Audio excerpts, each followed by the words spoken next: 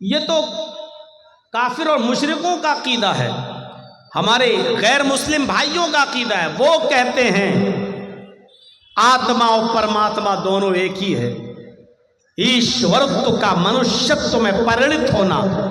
وہ کہتے ہیں کہ یہ انسان کے اندر جو روح ہے یہی اللہ ہے، یہی ایشور ہے۔ ہر انسان کے اندر جو روح ہے وہی ایشور، وہی اللہ۔ اور وہ کہتے ہیں کہ اللہ ہر جگہ، ہر جگہ۔ اب غور کرو کہ یہ آواز جو ہماری نکل رہی ہے اسی کو کہتے ہیں کہ یہی ایشوریہ شکتی ہے، یہی اللہ ہے۔ اب غور کرو، ایک عورت میں بھی اللہ ہے، بھائی وہ بھی تو زندہ ہے۔ ایک کتا زندہ ہے تو اس میں بھی روح ہے، ایک بلی زندہ ہے تو اس میں بھی روح ہے۔ اگر ہم اسی آتما ہی میں پرماتما مان لیں، انسان کی اسی روح کو اگر ہم ایشور کا درجہ دے دیں تو ایک آدمی دوسرے کو مارتا ہے، جو مار رہا ہے اس میں بھی اللہ، اور جس کو مار رہا ہے اس میں بھی اللہ۔ تو اس کا مطلب کیا ہوگا؟ اللہ اللہ ہی کو مار رہا ہے۔ ایک آدمی دوسرے کو گالی دے رہا ہے تو جو گالی دے رہا اس میں بھی اللہ، اور جس کو گالی دی جا رہی ہے اس کے اندر بھی اللہ۔ تو اس کا مطلب کیا ہوگا؟ اللہ اللہ ہی کو گالی دے رہا ہے۔ ایک آدمی میں بھی آتما ہے وہی پرماتما، اور ایک عورت میں بھی وہی آتما ہے وہی پرماتما۔ اور جب شادی ہوتی ہے اور ایک مرد جب اپنی بیوی کے ساتھ سمبھوگ کرتا ہے، ہم بستری کرتا ہے، تو غور کرو، جس میں آدمی میں بھی پرماتما ہے، عورت میں بھی پرماتما ہے۔ اس کا مطلب کیا ہوا؟ اللہ اللہ ہی سے سمبھوگ کر رہا ہے ہم بستری، نعوذ باللہ من ذالک۔ یہ عقیدہ انتہائی گھٹیا عقیدہ ہے۔ اللہ ہر جگہ نہیں ہے، اللہ عرش پر ہے۔ خود قرآن کہتا ہے ثم استوى علی العرش، اللہ عرش پر مستوی ہے، اللہ عرش کی اوپر ہے، اللہ عرش پر ہے۔ اب عرش کہاں ہے ذرا یہ دیکھیے گا، تھوڑی سی بات ہے، بات آگے بڑھاؤں گا میں، پہلے سمجھ لیجئے گا عرش کہاں ہے۔ پہلے آسمان کے نیچے جو 3 کہکشائیں ہیں، سب سے نزدیک والی کہکشاں، اس نزدیک والی کہکشاں کی روشنی کو زمین پر آنے میں 3 ارب سال لگتے ہیں۔ سب سے نزدیک میں جو کہکشاں ہے اس کی روشنی زمین پر آنے میں 3 ارب سال لگتے ہیں۔ میڈیم بیچ میں جو کہکشاں ہے اس کہکشاں کی روشنی کو زمین پر آنے میں 10 ارب سال لگتے ہیں، 10 ارب سال۔ جبکہ روشنی کی رفتار کتنی ہے ذہن میں بٹھائیے گا، میں کسی کو بھی کھڑا کر کے پوچھ سکتا ہوں میں نے کیا بتایا ہے، یاد رکھیے گا، جس کی گردن جھکی ہوگی اسی کو پہلے کھڑا کروں گا۔ قریبی کہکشاں کی روشنی کو زمین پر آنے میں 3 ارب سال لگتے ہیں۔ میڈیم بیچ میں جو کہکشاں ہیں اس کہکشاں کی روشنی کو زمین پر آنے میں 10 ارب سال لگتے ہیں۔ اور روشنی کی رفتار کتنی ہے، یعنی کتنی تیز اسپیڈ سے وہ روشنی چل رہی ہے، تب اس کو 10 ارب سال لگتے ہیں۔ ایک سیکنڈ میں 3 لاکھ میل۔ اس سے پہلے کے سائنٹسٹ لوگ تحقیق کر کے کہتے تھے 1 سیکنڈ میں 1,86,000 میل۔ موجودہ سائنس کہتی ہے 1 سیکنڈ میں 3 لاکھ میل کی رفتار سے روشنی چلتی ہے، تب اس کو زمین پر آنے میں کتنا سال لگتا ہے؟ 10 ارب سال۔ آنکھ بند کرو کھولو، 1 سیکنڈ ہو گیا، آنکھ بند کرو کھولو، 1 سیکنڈ ہو گیا۔ اتنی دیر میں کتنی رفتار طے کر لی روشنی نے؟ 3 لاکھ میل۔ 60 سیکنڈ میں 1 منٹ میں کتنی رفتار ہو گئی؟ 1 گھنٹے میں کتنی ہوگی؟ 1 دن میں کتنی ہوگی؟ 1 ہفتے میں کتنی ہوگی؟ 1 مہینے میں کتنی ہوگی؟ 1 سال میں کتنی ہوگی؟ 1000 سال میں کتنی ہوگی؟ 1 لاکھ سال میں کتنی ہوگی؟ 1 ارب سال میں کتنی ہوگی؟ 10 ارب سال لگتے ہیں، جبکہ یہ بیچ والی کہکشاں ہیں، ابھی اس سے اوپر سب سے آخری کہکشاں تو ابھی باقی ہے۔ اس روشنی کو زمین پہ آنے میں 10 ارب سال لگتے ہیں، اور سب سے اوپر جو کہکشاں ہیں، موجودہ سائنس کہتی ہے اس روشنی کو چلے ہوئے آسمان سے، اس روشنی کو کہکشاں سے چلے ہوئے 20 ارب سال تو ہو چکے ہیں، لیکن اس کی روشنی ابھی تک زمین پر نہیں آئی ہے۔ یہ پہلے آسمان کے نیچے کی کہکشاں کا حال ہے، ابھی پہلا آسمان نہیں آیا۔ 20 ارب سال پہلے آخری کہکشاں کی روشنی چلی تھی، لیکن 20 ارب سال گزر جانے کے بعد بھی ابھی وہ روشنی زمین پر نہیں آئی۔ ابھی اس کو کتنا اور عرصہ لگے گا کچھ پتہ نہیں ہے۔ سائنٹسٹ کہتے ہیں کہ ابھی کوئی پتہ نہیں ہے کہ کتنے سال اور لگیں گے اس کو زمین پر آنے میں۔ اس کے اوپر اور بہت اوپر پہلا آسمان،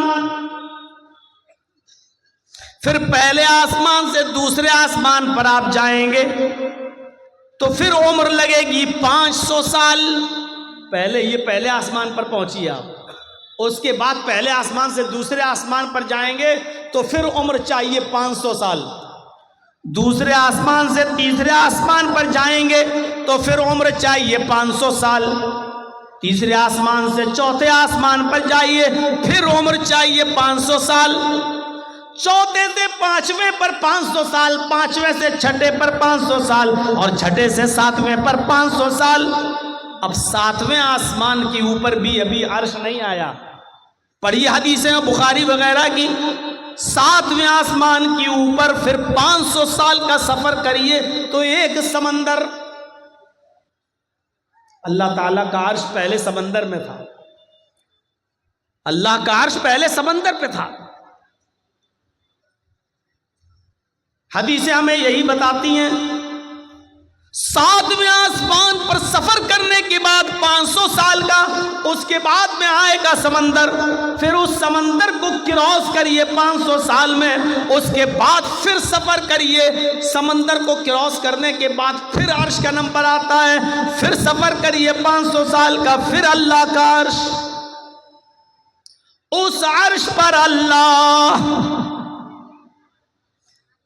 جب اوس بن صامت نے اپنی بیوی خولہ بنت ثعلبہ سے زہار کر لیا، جب اوس بن صامت نے اپنی بیوی خولہ بنت ثعلبہ کو اپنے اوپر ماں کی طرح حرام کر لیا، اور سنیے منظر، انت علی کظہر امی، غصے میں کہہ دیا تو مجھ پر میری ماں کی طرح حرام ہو گئی۔ غصہ ٹھنڈا ہوا تو اللہ کے نبی کے پاس بھیجا، دروازہ کھٹکھٹایا، اللہ کے نبی نے دروازہ کھولا، اور جیسے ہی دروازہ کھولا تو حضرت عائشہ کھڑی ہیں۔ خولہ بنت ثعلبہ کہتی ہے میں آپ کے نبی سے، اللہ کے رسول سے میں ملنے آئی ہوں، اجازت ملتی ہے۔ اللہ کے نبی اور خولہ بنت ثعلبہ گفتگو کر رہے ہیں۔ خولہ کہہ رہی ہیں اے اللہ کے نبی، مجھے میرے شوہر نے مجھے اپنی ماں کی طرح حرام کر لیا ہے، غضب ہو گیا ہے، بچوں کو کون کھلائے گا پلائے گا، ہمارے لیے کوئی راستہ بتائیے، ہم کیا کریں؟ اللہ کے نبی فرماتے ہیں اب کوئی راستہ نہیں ہے، اب تم اپنے شوہر پر حرام ہو چکی ہو، تم ان کے لیے جائز نہیں ہو، اب تو تم حرام ہو چکی ہو۔ اللہ کے رسول کے پاس کوئی وحی نہیں آئی تھی، ابھی تک کوئی احکام نازل نہیں ہوئے تھے، اس لیے اللہ کے نبی منع کر دیے۔ حضرت عائشہ فرماتی ہیں میں اسی حجرے میں، اسی کمرے میں ایک کونے میں بیٹھی ہوئی تھی، مشکل سے 2-3 میٹر کی 2-3 گز کی دوری ہوگی۔ 2-3 گز کتنا ہوا؟ جیسے یہ موبائل اسٹینڈ لگا ہوا وہاں، اور یہاں حضرت عائشہ کہتی ہیں میں بیٹھی ہوئی تھی، وہاں اللہ کے نبی اور خولہ بنت ثعلبہ باتیں کر رہی ہیں، وہ دونوں اتنی آہستہ باتیں کر رہے ہیں، وہ دونوں اتنی آہستہ گفتگو کر رہے ہیں کہ لم اسمع کلامہما، کہ ان دونوں کی گفتگو کو میں سن نہیں پا رہی تھی، ان دونوں کی آواز مجھے سنائی نہیں دے رہی تھی، مجھے پتہ نہیں کہ وہ دونوں کیا بول رہے ہیں، کیا باتیں کر رہے ہیں، خولہ کیا شکایت کر رہی ہیں اور اللہ کے نبی کیا جواب دے رہے ہیں۔ فرماتی ہیں کہ ان دونوں کی گفتگو کو میں سن نہیں پا رہی تھی، آسمان سے جبرائیل آئے، فرمایا آئے محمد صلی اللہ علیہ وسلم، جس گفتگو کو تمہاری بیوی نہیں سن پا رہی ہے، حضرت عائشہ کو پتہ نہیں ہے کہ وہ دونوں کیا باتیں کر رہے ہیں، اس عورت کی گفتگو کو اللہ نے سن لیا۔ قد سمع اللہ قول التی تجادلک فی زوجها وتشتکی الی اللہ۔ اے محمد صلی اللہ علیہ وسلم، اللہ نے اس عورت کی فریاد کو سن لیا، اللہ نے اس عورت کی دعا کو سن لیا جو آپ سے اپنے شوہر کے بارے میں بات کر رہی تھی اور بحث کر رہی تھی، تکرار کر رہی تھی اور آپ سے کہہ رہی تھی کوئی راستہ نکالو۔ آپ کی بیوی عائشہ تو سن نہیں پا رہی ہیں، اسی کمرے میں ہے لیکن سن نہیں پا رہی ہیں۔ واللہ یسمع تحاورکما، اللہ تم دونوں کی گفتگو کو سن رہا تھا۔ آپ اندازہ لگائیے کتنی بلندی سے، کتنی اونچائی سے۔ ابھی پہلے آسمان کی دوری بتائی میں نے نا، قریبی کہکشاں، میڈیم بیچ کی کہکشاں اور آخری کہکشاں، اس کے بعد پہلا آسمان، اس کے بعد دوسرا آسمان، تیسرا، چوتھا، پانچواں، چھٹا، ساتویں آسمان کے اوپر سمندر اور سمندر کے اوپر اللہ کا عرش۔ اتنی بلندی پر ہونے کے باوجود وہ کہہ رہا ہے کہ میں تم دونوں کی گفتگو کو سن رہا تھا۔ یہ ہے پاور، یہ ہے طاقت۔ وہاں لوگ کیا باتیں کر رہے ہیں جرجیز کے کانوں میں نہیں جا رہی ہے، اور جرجیز کیا بول رہا ہے آپ بھی بغیر مائک کے نہیں سمجھ پا رہے ہیں اور نہیں سن پا رہے ہیں۔ اس پنڈال کے باہر اس طرف عورتیں ہماری ماں بہنیں آئی ہوئی ہیں، بغیر مائک کے وہ بھی جرجیز کی آواز نہیں سن سکتی، کیونکہ سنانے والا بھی کمزور اور سننے والا بھی کمزور۔ لیکن اللہ کو جب کوئی پکارتا ہے تو پکارنے والا کمزور ہوتا ہے، سننے والی ذات کمزور نہیں ہوتی۔ اقرأ باسم ربک الذی خلق، پڑھو اس رب کے نام سے۔ سب سے پہلے تعلیم رب کے پہچان کی دی جا رہی ہے، اللہ کی معرفت کی دی جا رہی ہے۔ آپ نے اپنی اولاد کو سب سے پہلے تعلیم کیا دی؟ ہر مسلمان غور کرے جو یہاں بیٹھا ہوا ہے، آپ اپنے بچوں کو تعلیم کیا دیتے ہیں؟ اللہ کے نبی فرماتے ہیں جب گھر میں بچہ پیدا ہو اور جب وہ تھوڑا تھوڑا بولنا شروع کرے تو اس کی زبان سے پہلا لفظ نکلواؤ اللہ اللہ اللہ۔ جب وہ تھوڑا سا اور بڑا اور بولنے لگے تو اس کی زبان سے سب سے پہلے جملہ ادا کرواؤ لا الہ الا اللہ لا الہ الا اللہ لا الہ الا اللہ۔ پھر فرمایا جب وہ 7 سال کا ہو جائے تو اس کو نماز پڑھنے کا حکم دو، نماز کی طرف لے جاؤ، اس کی عادت جلواؤ نماز پڑھنے کی۔ 7 سال کا جب ہو جائے تو اس کو نماز کے لیے لے کے جاؤ اپنے ساتھ، کبھی پڑھے گا کبھی چھوڑے گا، بہت زیادہ سختی کرنے کی ضرورت نہیں ہے، عادت ڈلوائیے۔ لیکن 3 سال تک پریکٹس کرانے کے بعد، 3 سال تک عادت جلوانے کے بعد، اب جب اس کی عمر 10 سال ہو جائے تو پھر کسی بھی قیمت پر اب اس کو اپنے گھر پہ نہیں چھوڑیے، جیسی اذان ہو نماز کے لیے اس کی تاکید کیجیے، نہ پڑھے تو ماریے، نہ پڑھے تو پیٹیے۔ فَضْرِبُوهُمْ، ان کو مار مار کر مسجد میں لاؤ نماز پڑھنے کے لیے۔ آپ کہیں گے صاحب بچہ پھر تو مار کے ڈر سے نماز پڑھے گا۔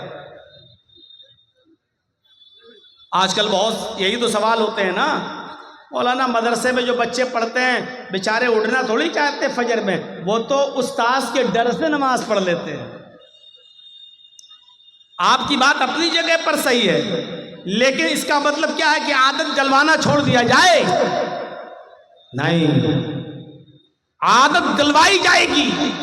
7 سال سے لے کر 10 سال تک پریکٹس کراؤ، اور 10 سال کے بعد بھی نماز نہ پڑھے تو مارو، اور مار مار کے اس کو مسجد کی طرف لاؤ۔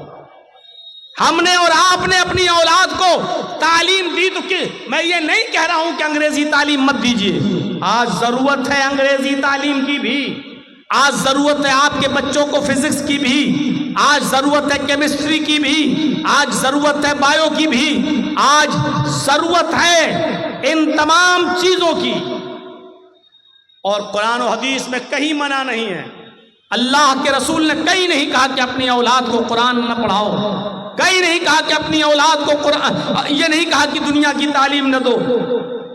بہت سے مولوی اسٹیج پہ آئیں گے اور کہیں گے دنیا چھوڑو، دنیا چھوڑو، دنیا چھوڑو، دنیا سے دور ہو جاؤ، دنیا سے بے رغبتی اختیار کرو، دنیا کے خلاف تقریر کریں گے.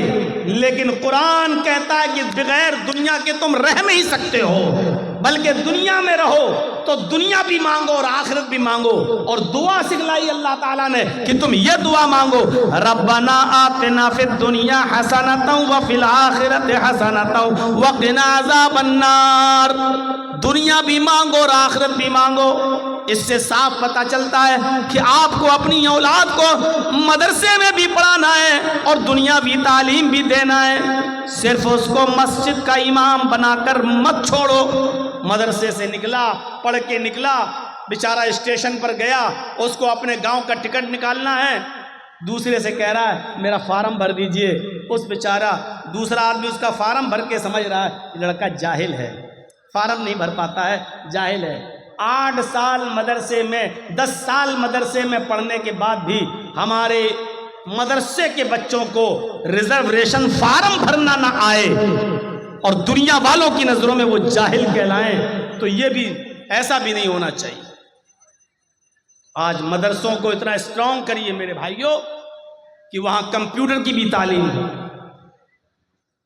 جرجیت صاحب کا ایک دور تھا جب آپ کے علاقے میں اور یہاں جب آتے تھے تو اٹیچی بھر کے کتابیں لایا کرتے تھے.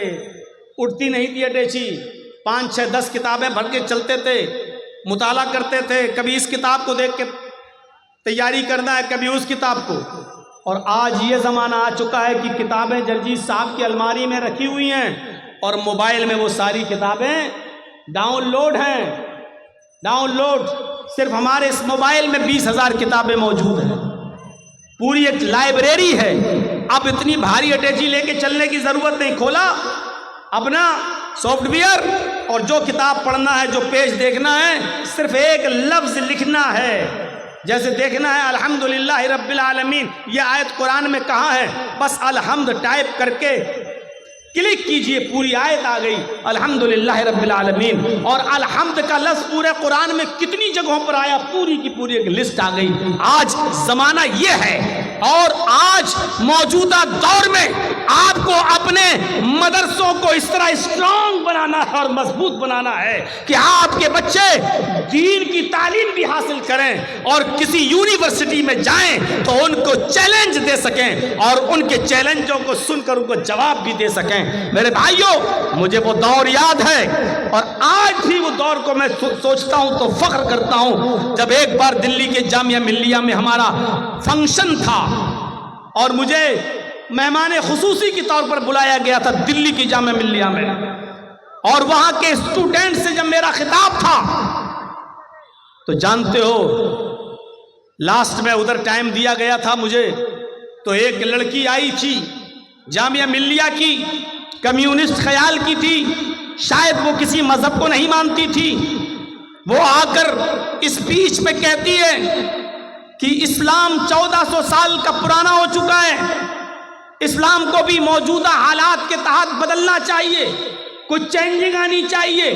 ہر چیز جب پرانی ہو جاتی ہے تو اس کو ریجیکٹ کر دیا جاتا ہے اور اس کی جگہ پر نئی چیز لائی جاتی ہے. اس نے مثال دی کہ جب مکان پرانا ہو جاتا ہے تو اس کو گرا کر نیا مکان بنایا جاتا ہے، جب ٹیبل پرانی ہو جاتی ہے تو اس کی جگہ پر نئی ٹیبل آتی ہے، کتابیں پھٹ جاتی ہیں تو نئی کتابیں لی جاتی ہیں، مائک پرانا ہو جاتا ہے تو نیا مائک لایا جاتا ہے. ہر پرانی چیز کو ہٹا دیا جاتا ہے اور نئی چیز کو لایا جاتا ہے. لہذا اسلام بھی 1400 سال کا پرانا ہو چکا ہے. اسلام کے یہ حکام کہ چور کے ہاتھ کاٹو، زانی کو پتھروں سے مار مار کے سنسار کر دو، بلاత్కాری کو، یہ 1400 سال پرانی باتیں ہیں جو پرانی ہو چکی ہیں. اب اسلام کو بھی چینج ہونا چاہیے، اسلام کو بھی بدلنا چاہیے. اور اس نے دوران تقریر یہ بھی کہہ دیا تھا کہ جرجیت صاحب چیف گیسٹ کی حیثیت سے آئے ہیں، میں ان سے گزارش کروں گی کہ یہ لوگوں کو بتائیں اور ماڈرن ماحول کے حساب سے اسلام کو پیش کرنے کی کوشش کریں. یا تو اس کے باپ نے اس کو صحیح تربیت نہیں دی تھی یا پھر اس کا ذہن کہیں خراب تھا. بہرحال اس لڑکی کی تقریر ختم ہوئی. پھر 2-4 لوگ اور بولے اور لاسٹ میں جب میرا نمبر آیا تو میں نے آدھے گھنٹے کا ٹائم تھا. میں نے 15 منٹ 20 منٹ اور اسکول اور کالج کے بارے میں بولا. اس زمانے میں یہ موبائل کا زمانہ نہیں تھا اور یہ زمانہ نہیں تھا ویڈیو نہیں بنتی تھی. آئیڈیو میں کوئی تقریر ہوگی ہمارے پاس. میرے پیارے ساتھیوں, اس زمانے میں پھر لاسٹ کے 10 منٹ کو میں نے لیا اور لینے کے بعد میں نے کہا کہ ہماری ایک بہن آئی تھی, وہ کہہ رہی تھی کہ اسلام کو بھی بدلنا چاہیے. 1400 سال پرانا ہو چکا ہے. ہماری سسٹر کو پتہ نہیں اسلام قدرتی مذہب ہے, اسلام نیچرل ہے اور قدرتی اور نیچرل چیزیں نہیں بدلتی ہیں. مصنوعی چیزیں, آرٹیفیشل چیزیں بدلی جاتی ہیں, قدرتی چیزوں میں تبدیلی نہیں ہوتی ہے. ہماری سسٹر یہ بھول گئی. سڑک آرٹیفیشل ہوتی ہے, پرانی ہو گئی نئی بنے گی. آپ کی ٹیبل آرٹیفیشل ہے, پرانی ہو جائے گی نئی آئے گی. لیکن مجھے ایک بھی کوئی قدرتی چیز ایسی بتائیے, میری بہن مجھے ایک بھی نیچرل چیز ایسی بتائیے جو پرانی اور بدل گئی ہو. میں دیکھتا ہوں آم کا پیڑ آم دیتا ہے, امرود کا پیڑ امرود دیتا ہے, انگور کی بیل میں انگور لگتے ہیں, تربوز کی بیل میں تربوز لگتے ہیں. میں دیکھتا ہوں یہ طریقہ بہت دنوں سے چلا آ رہا ہے, بہت پرانا ہو چکا ہے. میری بہن, کیا آپ اس طریقے کو بدلنے کی بات کرو گی اور کیا اللہ سے کہو گی جو بھی تم کہتی ہو اوپر والے کو, کیا یہ کہو گی ہائے پربھو, ہائے ایشور, ہائے اللہ, یہ بہت پرانی چیزیں ہو گئی کہ آم سے آم, امرود سے امرود, انگور سے انگور پیدا ہوتا تھا, اب آم میں تربوز ہونا چاہیے, انگور میں بیر ہونا چاہیے اور ایپل کے پیڑ میں اب اورنج ہونا چاہیے. اب یہ پرانا ہو چکا ہے, اب کچھ جدت چاہیے اور نئی چیز چاہیے. چہرہ دیکھنے لگی, یہ کیا ٹاپک آ گیا. سوچ رہی تھی کہ مولانا کہیں گے کہ ہاں اسلام کو بھی موجودہ دور کے حالات بدلنا چاہیے. میں نے اس کو ایک ایسی مثال دی جس پہ ساری پبلک ہنس دی. میں نے کہا سسٹر, قدرتی چیزیں کبھی نہیں بدلی. سورج پورب سے نکلتا ہے ایسٹ سے, پشچم میں ویسٹ میں ڈوب جاتا ہے. یہ طریقہ بھی بہت پرانا ہو چکا ہے. یہ تو اسلام سے بھی زیادہ پرانا ہے. یہ تو جس دن سے سورج کی تخلیق ہوئی اسی وقت سے ایسا ہو رہا ہے. میں کہتا ہوں کہ یہ بھی پرانا ہو گیا. اب کیا آپ کی عقل یہ کہتی ہے کہ اب سورج کو ایسٹ کے بجائے ویسٹ سے یا نارتھ سے یا ساؤتھ سے نکلنا چاہیے؟ آپ کیا اس طریقے کو بدل سکتی ہیں؟ صرف دیکھے جا رہی ہے کہ بات کیا ہو رہی ہے. میں نے اس کو لاسٹ میں یہاں گھسیٹا. میں نے کہا سسٹر, یہ طریقہ بھی بہت پرانا ہو گیا ہے. ماں کے پیٹ سے پہلے بچہ پیدا ہوتا ہے, پھر دھیرے دھیرے جوان ہوتا ہے اور لاسٹ میں بوڑھا ہو کر مر جاتا ہے. ہم نے کہا یہ سسٹم بھی بہت پرانا ہو چکا ہے. کیا آپ اپنے گھر میں اپنی ماں بہن بیٹیوں سے اس سسٹم کو بدلنے کی بات کرو گی؟ کیا یہ کہو گی کہ اب ماں کے پیٹ سے بوڑھا پیدا ہونا چاہیے؟ کھلانے پلانے کی کیا ضرورت ہے, پہلے بوڑھا ہو پھر دھیرے دھیرے جوان ہو پھر بچہ ہو کے مر جائے؟ کیا تم یہ طریقے کو بدلنے کی بات کرو گی؟ پھر میں تھوڑا جوش میں آیا اور پھر میں نے چیختے ہوئے کہا میری بہن, یہ ساری قدرتی چیزوں کو تم نہیں بدل سکتی ہو. چلو اپنے کالج کے پروفیسر بیٹھے ہوئے ہیں تمہارے جامعہ ملیہ کے, ان سے کہیے کہ 2 2 4 اور 4 4 8 یہ پڑھاتے ہوئے تمہیں زندگی ہو گئی ہے اور یہ طریقہ بھی بہت پرانا ہو چکا ہے. میتھمیٹکس کے اس اصول کو بدلیے, اب 2 2 3 اور 3 3 5 پڑھائیے. آپ کے کالج کے پروفیسر اس طریقے کو بدل کر دکھا دیں. اور جب یہ چیزیں نہیں بدل سکتی تو اسلام بھی نہیں بدل سکتا. اسلام قدرتی نظام ہے.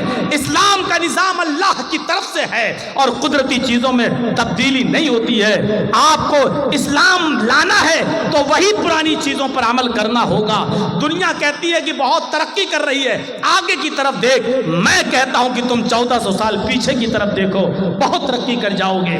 میرے پیارے ساتھیوں, جب تک قرآن کا نزول نہیں ہوا تھا, جب تک اس دنیا میں قرآن نہیں تھا, بایو نہیں تھی, قرآن نہیں تھا, سائنس نہیں تھی, قرآن نہیں تھا, فزکس نہیں تھی, قرآن نہیں تھا, کیمسٹری نہیں تھی, قرآن نہیں تھا, جغرافیہ نہیں تھا, قرآن نہیں تھا, بھگول نہیں تھا.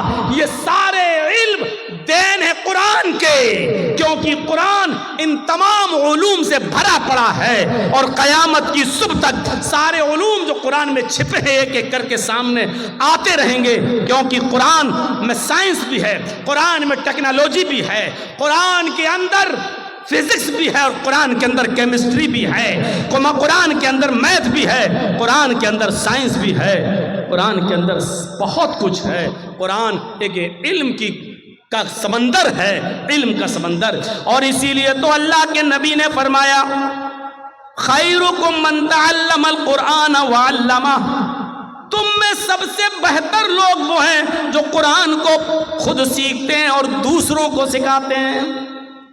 میں یہ نہیں کہہ رہا ہوں فزکس پڑھنے اور پڑھانے والے اچھے نہیں ہیں, میں یہ نہیں کہہ رہا ہوں بایو پڑھنے اور پڑھانے والے اچھے نہیں ہیں, میں یہ نہیں کہہ رہا ہوں کیمسٹری پڑھنے اور پڑھانے والے اچھے نہیں ہیں, میں یہ نہیں کہہ رہا ہوں کہ وہ اچھے نہیں ہیں, میں یہ کہہ رہا ہوں سب سے اچھے لوگ وہ ہیں خیرکم من تعلم القرآن وعلمہ, بہتر لوگ وہ ہیں جو قرآن کو سیکھتے ہیں اور سکھاتے ہیں.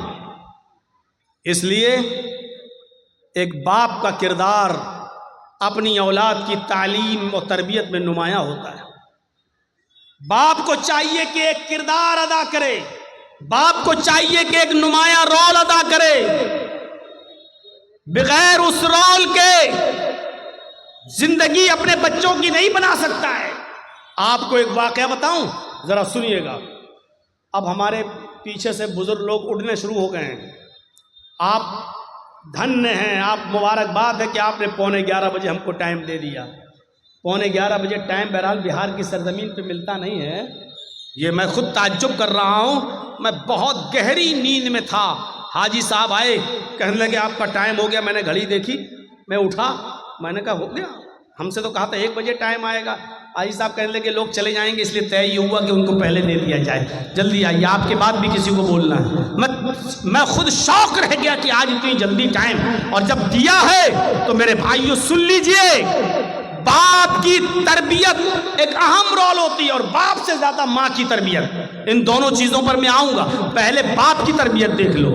یوسف علیہ السلام کا معاملہ آپ جانتے ہی ہوں گے, سنا ہوگا آپ نے, علماء سے سنا ہوگا. چھوٹے تھے, بھائی لوگ لے گئے اور کنویں میں پھینک دیا. اپنے باپ کے پاس آئے سارے بچے اور روتے ہوئے کیا کہنے لگے, یا ابانا انا ذهبنا نستبق وترکنا یوسف عند متاعنا فاکلہ الذئب. اے میرے ابو جان, ہم یوسف کو اپنے ساتھ لے گئے, اپنے سامان کے پاس یوسف کو بٹھا دیا اور کہا کہ تم اس سامان کی دیکھ ریکھ کرنا. ہم لوگ کھیل کود میں لگ گئے اور یوسف کو بھیڑیا کھا گیا. شارٹ کر دیتا ہوں اس واقعے کو, لمبا واقعہ ہے. یوسف علیہ السلام کنویں میں پھینک دیے گئے. ایک قافلہ آیا, پانی نکالنا چاہتا تھا, جھانک کے دیکھا تو لڑکا یوسف. اپنے قافلے والوں سے کہا یا بشرا ھذا غلام, اے قافلے والوں خوشخبری ہو, ہمیں تو بچہ مل گیا. اٹھایا جلدی سے اس بچے کو, کہنے لگے جلدی اس کو لے چلو, مصر کے بازار میں بیچو. جو چیز فری میں مل جاتی ہے اس کو جلدی سے آدمی ہٹانا چاہتا ہے تاکہ کوئی اصل مالک نہ آ جائے, ہمیں کچھ نہ ملے. آپ لوگ تو جانتے ہی ہوں گے نا, چوری کا موبائل 20,000 کا 4,000 میں بھی بک جائے تو جلدی جائے, جو ملنا وہ تو آ جائے. اور اس معاملے میں ہم نے کلیا چکا علاقہ دیکھا ہے, 20,000 کے موبائل 2,000 روپے میں بھی جلدی سے. تو چوری کا مال آدمی جلدی سے نکالنے کی کوشش کرتا ہے. اب یہ بچہ جو ان کو کنویں میں ملا، اس کا اصل باپ نہ آ جائے کہیں یہ بچہ لے نہ لے، اس لیے اس کو بیچ دو پہلے. تو حضرت یوسف علیہ السلام کو بیچ دیا گیا مصر کے بازار میں. اور یہ تو آپ جانتے ہیں کہ وہ کتنے خوبصورت تھے، ان کی خوبصورتی کا ذکر قرآن میں آیا ہے، لیکن بکے کتنے میں؟ ان کی قیمت کیا لگی مصر کے بازار میں؟ وَشَرَوْهُ بِثَمَنٍ بَخْسٍ دَرَاهِمَ مَعْدُودَةٍ، یہ ہے ان کی قیمت. وَشَرَوْهُ بِثَمَنٍ بَخْسٍ دَرَاهِمَ مَعْدُودَةٍ، چند کھوٹے سکوں میں بیچ دیے گئے، چند کھوٹے سکوں میں بیچ دیے گئے. چلے بادشاہ مصر کے گھر میں آئے. بادشاہ نے اپنی بیوی سے کہا، بہت سے لوگ نام لیں گے، زلیخا، کسی صحیح حدیث میں نہیں آیا، اس لیے جب نام آیا نہیں تو ہم نام لیں گے نہیں، ہم صرف یہی کہیں گے بادشاہ کی بیوی. بادشاہ مصر نے اپنی بیوی سے کہا، کھلاؤ پلاؤ پالو پوسو بڑا کرو، بڑا ہوگا ہماری کوئی اولاد نہیں، ہم اس کو اپنا بیٹا بنا لیں گے، یا یہ آگے چل کر ہم کو کوئی فائدہ پہنچائے گا. دیکھ ریکھ ہوتی رہی، کھلاتی رہی، پالتی رہی، پوستی رہی. بڑا ہو یوسف بڑے ہو گئے، جوان ہو گئے، بالغ ہو گئے. اب ایک اور امتحان، ادھر بالغ ہوئے، ادھر بادشاہ کی بیوی کا ہی دل آ گیا یوسف کا. نبی بننے سے پہلے امتحان دیکھیے، بادشاہ مصر کی بیوی کا دل آ گیا. یوسف کو ورغلانے لگی، بہکانے لگی، اپنی طرف مائل کرنے لگی. یوسف بچتے رہے، بہانہ کرتے رہے، بچتے رہے. دھیرے دھیرے چرچا ہو گیا عورتوں میں، مصر کی عورتوں میں چرچا ہو گیا. اور چرچا کیا ہوا؟ دیکھو بادشاہ کی بیوی غلام کو دل دے بیٹھی، بادشاہ کی بیوی نے غلام کو دل دے دیا. اور عورتوں میں چرچا جب ہوتا ہے نا تو بہت خطرناک چرچا ہوتا ہے. کوئی بات آپ کو جلدی سے پورے علاقے میں پھیلانا ہو تو 2-4 عورتوں کو بتا دو، شام نہیں ہوگی پھیل جائے گی. عورتوں میں چرچے بہت جلدی ہوتے ہیں. وہ ایک واقعہ سنا ہے، ایک آدمی دیکھنا چاہتا تھا کہ میری بیوی کا پیٹ کتنا مضبوط ہے، اس کا ہاضمہ کیسا ہے، اس کوئی بات اپنے دل میں رکھ پاتی ہے، سنبھال کر کے نہیں رکھ پاتی. ایک دن گیا اور تربوز کاٹ کے لایا اور تربوز کو دوپٹے سے ڈھک دیا. تربوز لال رنگ کا تھا، اس نے دوپٹے سے تربوز کو ڈھک دیا اور لال رنگ نے اس دوپٹے کو لال کر دیا. اور ایسے لے کر وہ اپنے گھر میں گھسا. اس کی بیوی نے کہا یہ کیا ہے؟ اس نے کہا چپ چل رک. وہ گیا اور الماری میں اس نے تربوز رکھ دیا، کٹا ہوا تربوز. بیوی نے کہا دے کیا ہے اس میں، دکھاؤ مجھے کیا ہے، کیا لے کے آئے ہو؟ اس نے کہا دیکھو تم میری بیوی ہو، تمہیں ہم صحیح سے بتا دیتے، بیوی سے کوئی بات چھپانی نہیں چاہیے. ایک آدمی سے لڑائی ہو گئی تھی میری، میں نے اس کی گردن کاٹ دی، میں نے اس کا سر قلم کر دیا، اور دن میں ہم اس کے گردن کو پھینک نہیں سکتے، کہیں پولیس پکڑ لے گی، اس لیے رات جب ہو جائے گی تب ہم ندی میں پھینکنے جائیں گے اس کا سر. تم چپ رہو، کسی کو بتانا نہیں. نہیں میرا آدمی پھنس جائے گا، میں کیوں بتاؤں گی کسی کو. نہیں ٹھیک چلیے. 4 بجے کے آس پاس، 3 بجے کے آس پاس دن میں اس نے تربوز رکھا تھا الماری میں، اور مغرب کی اذان ہونے تک پولیس آ گئی اس کے گھر. پولیس چھاپا مارا. اس نے کہا کہاں جا رہے ہو؟ کہا مجھے پتا چلا ہے کہ تم کسی آدمی کی گردن کاٹ کر لائے ہو. گھر کھولو. لیڈیز پولیس بھی تھی ساتھ میں. پورا گھر چھان مارا، الماری کھولنے کی نوبت آئی. کہا صاحب میں آپ کو خود ہی بتا دیتا ہوں، میں نے کسی کا سر نہیں کاٹا واٹا ہے، آپ نے میرا پورا گھر چیک کر لیا ہے، اس الماری کو بھی چیک کر لیجئے، میں خود کھول دیتا ہوں. الماری کھولی اس آدمی نے. کہا صاحب سر نہیں کاٹا ہے، یہ تربوز کے میں نے 2 ٹکڑے کر دیے تھے، تربوز کو میں نے دوپٹے میں لپیٹ لیا تھا اور اس تربوز کو میں نے لا کر یہاں رکھ دیا. تربوز لال تھا اس لیے دوپٹہ لال ہو گیا. بیوی کو میں نے صرف یہ کہا کہ میں ایک آدمی کا سر کاٹ کے لایا. یہ دیکھنا چاہتا تھا کہ بیوی پر کتنا بھروسہ کیا جائے, یہ عورتیں پیٹ کی کتنی مضبوط ہوتی ہیں, یہ دیکھنا چاہتا تھا. سر دیکھ لیا. آج کے بعد یقین آ گیا کہ کوئی بات بھی بیوی تک کو بتانے کے لائق نہیں. پولیس والے بھی تربوز دیکھ کے ہنسنے لگے اور کہنے لگے کہ تمہیں آج تجربہ ہوا ہے. ہم بھی پولیس میں ہیں لیکن خاص بات ہم بھی اپنی بیوی کو نہیں بتاتے ہیں. مسل مشہور ہے یہ, عورتوں میں چرچا ہو گیا. یوسف کو اپنا دل دے بیٹھی بادشاہ کی بیوی. اب اس کی جب بدنامی ہونے لگی چاروں طرف تو اس نے کہا اچھا, عورتوں کی چالیں بڑی خطرناک ہوتی ہیں, جانتے ہو نا؟ اور نہ جانتے ہو تو میں آپ کو بتاؤں, میری ماں بہنیں ناراض ہو رہی ہوں گی یہ مولوی کیا کہہ رہا ہے, غصہ مت ہوئیے. قرآن نے خود کہا ہے ان کیدکن عظیم, ان عورتوں کی چالیں بہت خطرناک ہوتی ہیں. عورتوں کی چال, صرف کھڑے ہو کر اگر 2 آنسو بہا دے تو آپ دیوانے ہو جائیں گے. کتنا ظلم ہوا ہے بیچاری پر, دیکھو بیچاری کیسے رو رہی ہے. ارے اس کے آنسو ہی میں تو سارے ظلم چھپے ہوئے ہیں. کتنی جلدی آدمی, 4 طرف آدمی اور کھڑا ہو, وہ عورت رو دے بیچ میں تو چاروں کو ہمدردی آ جائے گی. بہن روتے نہیں ہیں, ارے نہیں نہیں نہیں, سب اس سے ہمدردی کرنے لگیں گے. قرآن کی آیت پر اعتبار کریے, ان کیدکن عظیم, ان عورتوں کی چالیں بڑی خطرناک ہوتی ہیں. اب بادشاہ مصر کی بیوی نے چال چلی, ساری عورتوں کی دعوت دے دی, ساری عورتوں کو بٹھا دیا, ایک ایک پھل سب کو سامنے پھل رکھ دیے, ایک ایک چھری دے دی اور کہا جاؤ پھل کھاؤ. ساری عورتیں کاٹ کاٹ کے پھل کھانے لگیں. ادھر یوسف سے کہا یوسف ان کے سامنے سے گزر جاؤ. یوسف علیہ السلام ان عورتوں کے سامنے سے گزرے. ان عورتوں نے جیسے ہی دیکھا یوسف علیہ السلام کے حسن کو, ان کی خوبصورتی کو, ادھر دیکھا ادھر پھل کے بجائے ہاتھوں پر انگلیاں چھریاں چلا دی. انگلی کٹ رہی ہے اور وہ دیکھتی چلی آ رہی ہیں. انگلی کٹ رہی ہے لیکن دیکھ رہی ہیں, تکلیف نہیں ہو رہی ہے. کبھی کبھی آپ بہت تیز ایکسیڈنٹ کر جائیں اور آپ کا سر کسی دیوار سے بہت تیز ٹکرا جائے تو اس وقت آپ کو تکلیف نہیں ہوگی. 15 منٹ کے بعد, 20 منٹ کے بعد, آدھے گھنٹے کے بعد آپ کو درد کی تکلیف ہوگی. ایسے ہی یہ عورتیں یوسف کے حسن کو دیکھ کر شستر رہ گئیں. ہاتھوں کی انگلیاں کٹ کٹ کے زمین پر گر رہی ہیں لیکن ان عورتوں کو تکلیف نہیں ہو رہی ہے. اور انگلی کٹی نہیں تھی, ایسے چھری چل گئی ہو نا, تھوڑی سی کٹ گئی نہیں.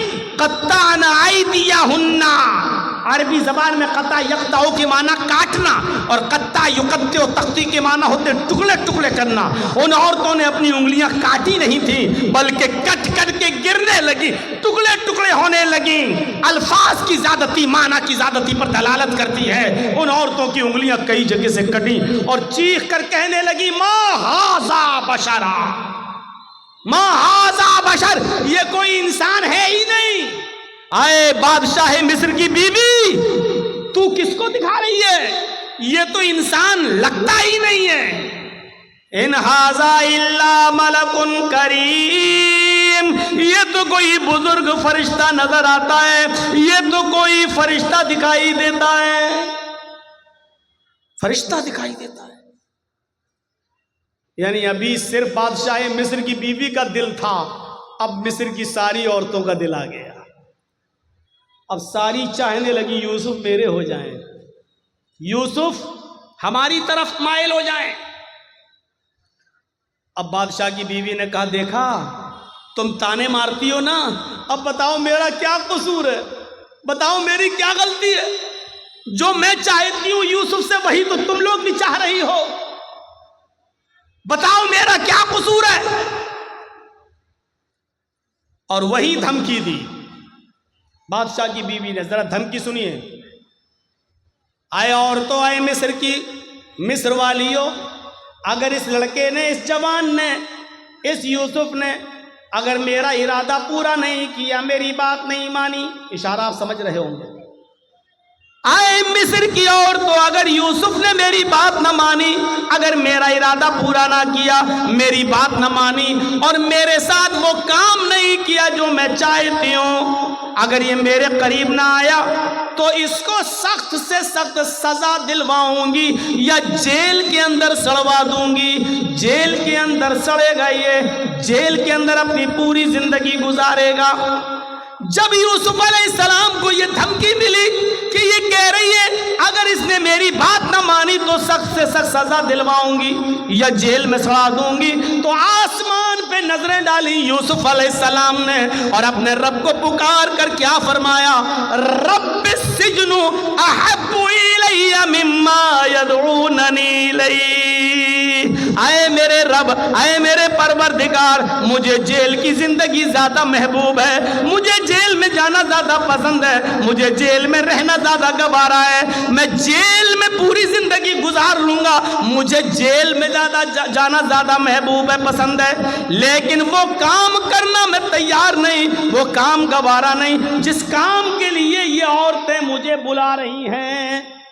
یعنی ایک نہیں بلا رہی تھی، کئی عورتیں بلا رہی تھی ساری، تو کیا کہا، اے اللہ جیل میں جانا پسند ہے لیکن وہ کام کرنا پسند نہیں جس کی طرف یہ مجھے بلا رہی ہیں۔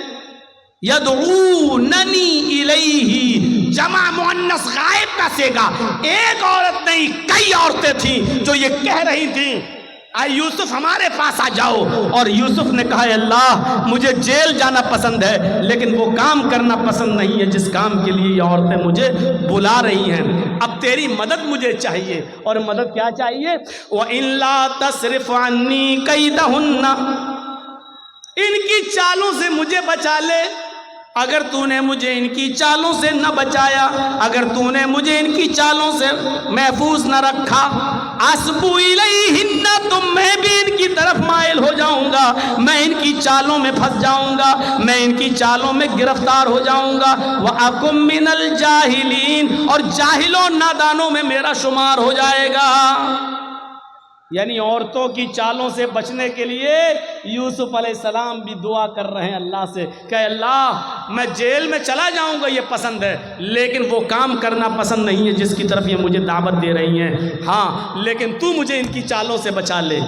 پتہ نہیں کون سی چالیں ہیں، پتہ نہیں کیسی کیسی چال یہ استعمال کر کے مجھے اپنی طرف مائل کر لیں، اس لیے میرے پروردگار تو مجھے بچا۔ اور پھر بھی یوسف علیہ السلام چال سے بچ نہیں سکے۔ آؤ یوسف ایک کام ہے، کہ اچھا چلو کام ہے، میں تو خریدا ہوا غلام ہوں ان کا، بات ماننا پڑے گی، آؤ ادھر آؤ۔ وہ یوسف کو لے گئی، دروازہ بند کر دیا، دوسرے کمرے میں لے گئی، اس کا دروازہ بند کر دیا، ایک اور کمرے میں لے گئی، اس کا دروازہ بند کر دیا، وغلقت الابواب، ایک نہیں کئی دروازے تھے بند کر دیے، اور آخری والے روم میں لے جا کر کہا یوسف آؤ آج تنہائی ہے، موقع ہے، کوئی نہیں ہے، آؤ، میں کب سے تمہارے بڑے ہونے کا اور بالغ ہونے کا انتظار کر رہی تھی، آؤ، تمہاری خوبصورتی اور حسن نے مجھے تمہارا دیوانہ کر دیا ہے، آؤ میری طرف آؤ۔ یوسف علیہ السلام نے کہا معاذ اللہ، اللہ کی پناہ، کیا اسی لیے تم مجھے یہاں لے کر آئی ہو؟ وہاں سے بھاگتے ہیں، عورت بھی پیچھے پیچھے بھاگتی ہے، پہلے دروازے سے بھاگنے میں کامیاب ہو گئے، دوسرے دروازے پہ پہنچے، عورت بھی پیچھے پیچھے بھاگ رہی ہے، دوسرے دروازے سے نکلنے میں کامیاب، تیسرے دروازے پر پہنچتے ہیں، دروازہ پکڑ کے کھول ہی رہے ہیں کہ پیچھے سے عورت آتی ہے اور ان کی قمیص پکڑ کے کھینچتی ہے، پیچھے سے قمیص پھٹ جاتی ہے، پیچھے سے کرتا پھٹ جاتا ہے، یوسف علیہ السلام کا پیچھے سے کرتا پھٹتا ہے، سامنے کا دروازہ کھلتا ہے، دروازہ کھلتا تو کیا دیکھتے ہیں، اس عورت کا شوہر کھڑا ہے، بادشاہ سامنے کھڑا ہے، اس عورت نے فوراً الزام لگاتے ہوئے فرمایا اے میرے سرتاج، اے میرے شوہر، جو تمہاری بیوی پر غلط نظر ڈال کر اس کے ساتھ برے کام کے ارادے سے اندر داخل ہو جائے، بتاؤ اس کی سزا کیا ہونی چاہیے سوائے جیل کے؟ مکر و فریب کر کے یوسف علیہ السلام کو جیل پہنچا دیا۔ मुफस्सिरीन का इख्तिलाफ है, किसी ने लिखा 7 साल जेल में रहे, किसी ने लिखा 10 साल जेल में रहे। बहरहाल एक लंबी मुद्दत जेल में काटी। ख्वाब की ताबीर का इल्म दिया गया। इधर मिस्र में कहर पड़ गया, बादशाह बड़ा परेशान। बताया गया ख्वाब की ताबीर के बारे में। ये जेल में एक नौजवान है जो बताता है। बहरहाल बादशाह ने कहा उसको वहां से आजाद करो, जो ख्वाब की ताबीर बताता है वही उसका इंतजाम भी करेगा।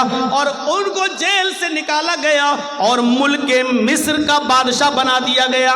जब मुल्क मिस्र का बादशाह बनाए गए, यूसुफ अलैहिस्सलाम मिस्र के बादशाह बन गए। तो यूसुफ अलैहिस्सलाम के पास एक कमीज थी। अब आप गौर करो, छोटे से थे, कुएं में डाले गए, फिर बेचे गए, फिर बड़े हुए, मुख्तलिफ मराहिल से गुजरे। 10 साल, 7 साल या 10 साल जेल में रहे। कितने साल वो अपने माँ बाप से दूर रहे। अब जब मिस्र के बादशाह बने तो अपने बाप के पास एक आदमी को भेजा। कुर्ता था अपना, कमीज ये उतारी और दिया कि लो इस कुर्ते को फला फला बस्ती में ले जाओ, और याकूब नाम का एक बूढ़ा आदमी तुम्हें मिलेगा, ये कमीज उस बूढ़े आदमी को दे देना, वो पहचान लेगा ये कमीज किसकी है। यूसुफ अलैहिस्सलाम, जो चीज़ बताना चाहता हूँ मेरे साथियों को सुनो, जो चीज़ मैं बताना चाहता हूँ अब सुनो। वो कासिद, वो दूध, वो एलची जब यूसुफ अलैहिस्सलाम की कमीज़ लेकर उनके बाप के पास पहुँचा, कहने लगा मिस्र के बादशाह ने ये कमीज़ आपको दी है और कहा है कि ये कमीज़ देते ही वो मुझे पहचान लेंगे ये कमीज़ किसकी है।